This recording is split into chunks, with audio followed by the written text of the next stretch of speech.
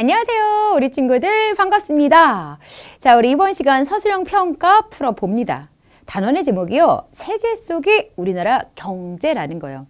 단순하게 말하면요. 우리나라 다른 나라와 무역한다. 이런 거죠. 자, 무역 관련된 서술형 평가 문제 풀어보도록 합시다. 다음 그림을 보고 물음에 답하시오. 지금 동그라미 나라는 열대과일, 목재, 철강석, 천연고무 이런 게 많이 생산돼요. 세모나라는요, 기술이 좋다 보니까 배, 반도체, 자동차 같은 제품들을 많이 생산해요. 서로 자기 나라에서 많이 생산되는 것들을 그런 게 부족한 나라에게 파는 무역을 하고 있는 모습이 그림에 담겨 있죠. 동그라미 나라 주고, 세모나라 주고, 두 나라 간에 주고 받고 물건 서비스가 오가잖아요. 이렇게요. 나라와 나라 사이에 물건, 서비스를 사고 파는 것을 무역이라고 하는 거예요. 자, 무역은 두 가지 모습으로 나타나죠. 자, 다른 나라의 물건을 파는 건 수출, 다른 나라의 물건을 사오는 건 수입, 두 가지의 모습이 나타나요. 자, 나라와 나라 사이에 무역이 이루어지는 까닭 뭘까요? 자, 여러분 동그라미 나라에서 열대과일이 많이 생산될 수 있는 건 열대 기후가 발달해서 그래요.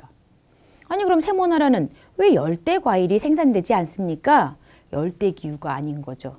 나라마다 자연환경이 달라요. 그리고 나라마다 기술의 발달 정도도 다르고요. 나라마다요 참 다른 게 많아요.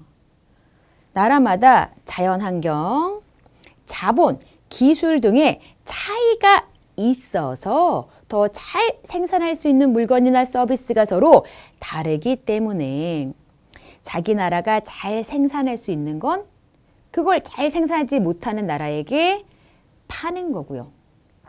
우리나라가 잘 생산할 수 없는 건 그걸 잘 생산할 수 있는 나라로부터 사오는 무역이 이루어지는 겁니다. 다음이요.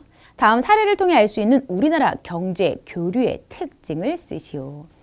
우리나라 정부가 몽골과 협약을 체결해서요. 정보 통신 기술을 활용한 의료 수출의 길을 열었어요. 우리나라의 컴퓨터 게임과 모바일 게임이 주력 수출 시장인 중국뿐만 아니라 일본, 북미, 유럽 지역에서도 큰 인기를 끌고 있대요. 보통 이제 나라와 나라 사이에서 무역을 한다라고 하면요. 구체적인 물건을 사고 파는 그런 모습부터 떠올려요. 뭐 자원을 팝니다. 배를 사옵니다. 이런 식의 이제 구체적인 물건을 주고받는 경제 교류만을 쉽게 떠올리지만 지금 주어진 사례를 보니까요. 아니에요. 정보 통신 기술을 활용한 의료도 수출이 되고 있고요. 게임과 같은 것도 수출이 되고 있어요. 아하, 우리나라는 물건뿐만 아니라 의료, 게임 등 다양한 서비스 분야에서도 세계 여러 나라와 교류하고 있다는 걸 확인할 수 있죠. 그러니까 국가와 국가 사이에 이루어지는 경제 교류는요. 물건을 주고받는 것만이 아니라 서비스를 주고받는 식으로도 이루어지는구나 알아두시면 돼요. 다음입니다. 그림을 보고 우리나라가 다른 나라와 어떤 경제 관계를 맺고 있는지 쓰시오라고 묻고 있어요. 우리가요. 무역을 통해서 세계 여러 나라들은 서로 협력하는 의존 관계를 맺고 있다. 이런 것도 공부했고요. 그렇지만 같은 제품을 생산하는 그러한 모습이 나타날 경우에는 자기 나라 기업이 만든 제품이 더 세계 시장에서 많이 팔려야 되는 걸 두고서 또 동일한 제품을 만들어 파는 다른 나라의 기업하고는 경쟁한다. 경쟁 관계를 맺기도 한다라고 했어요. 의존 관계이면서도 동시에 경쟁 관계가 나타나는 거예요. 그게 그림에 소개되어 있어요. 자, 외국 컴퓨터에 우리나라 반도체를 넣었어요. 이 노트북이 완성되는 과정에서요. 우리나라의 기술과 외국 기술이 합쳐지는 거죠. 이런 게 바로 서로 힘을 모으는 의존 관계를 맺고 있는 걸 확인할 수 있는 거고요. 오른쪽에는 자, 노트북을 세계 여러 나라에서 생산하다 보니까 각 국가 간의 디자인, 기술을 두고 경쟁하고 있는 그러한 모습이 소개되어 있죠. 경쟁 관계를 맺고 있기도 한 겁니다. 두 가지를 모두 답에 쓰셔야 돼요. 우리나라는 다른 나라와 서로 경제적 도움을 주고받는 의존 관계를 맺기도 하지만 같은 제품이나 기술을 수출하는 경우에는 경쟁 관계를 맺기도 합니다. 그래서 의존, 경쟁 두 개의 단어가 들어가도록 답을 써야 돼요. 다음입니다. 그림을 보고 물음에 답하시오라고 했는데요. 이 무역을 하다 보면 여러 가지 문제가 발생을 해요. 그림도요, 무역 문제에 관련된 모습인데요. 우리나라는 농산물 수입량이 정해져 있습니다. 그래서 한국 농산물 더는 수입할 수 없습니다. 라고 말풍선에 나와 있죠. 어머나, 다른 나라가 우리나라의 농산물 수입을 제한하면서 수출이 감소하는 문제가 발생한 거예요.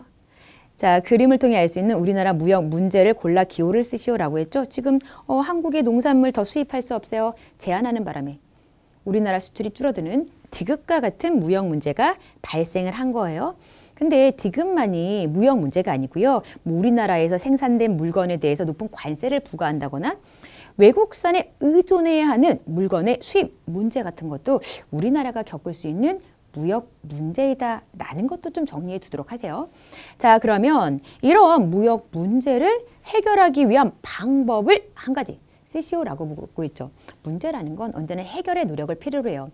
과연 무역 문제 해결할 수 있는 방법이 뭐가 있을까요?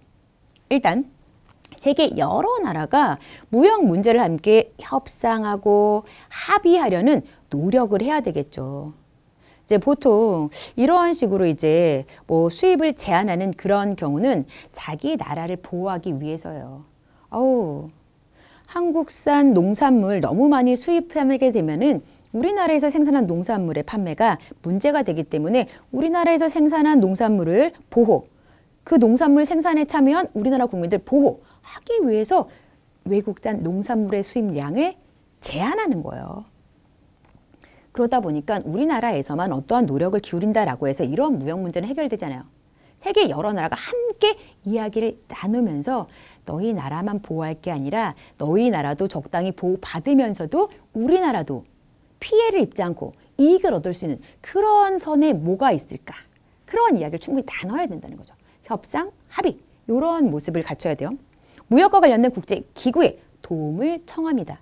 그래서 세계무역기구라는 게 만들어져 있어요. 그러한 국제기구의 도움을 요청하는 것 또한 무역 문제를 해결하기 위한 방법이라고 할 수 있습니다.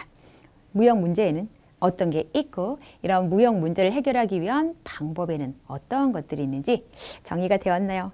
자, 이렇게 해서 오늘의 문제풀이 마무리가 되었습니다. 자, 우리 친구들 이번 시간에도 열심히 공부하느라고 수고 많았습니다.